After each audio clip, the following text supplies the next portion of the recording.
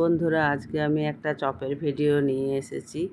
তো বর্ষাকালে ইচ্ছে করে কিছু না কিছু খাই, বিশেষ করে যেদিন খুব বৃষ্টি পড়ে, সারাদিন ঝমঝম বৃষ্টি। তো গুড মর্নিং বন্ধুরা, সবাইকে স্বাগত জানাই আমার ব্লগে। আজ সকাল থেকেই বৃষ্টি, সারাদিন বৃষ্টি পড়ছে। মেয়ে স্কুলে যায়নি, তাই খেলা করছে বৃষ্টিতে। আর উঠোনের অবস্থা দেখো, গরুগুলো ভিজে একেবারে একাকার হয়ে গেছে।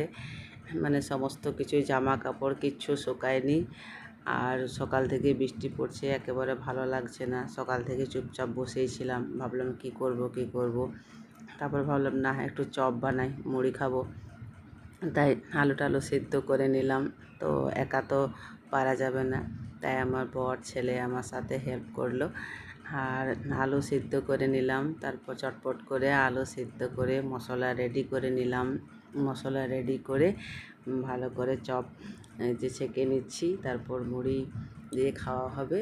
তো বন্ধুরা, ভিডিওটা কেমন লাগলো অবশ্যই লাইক কমেন্ট করে জানাবে।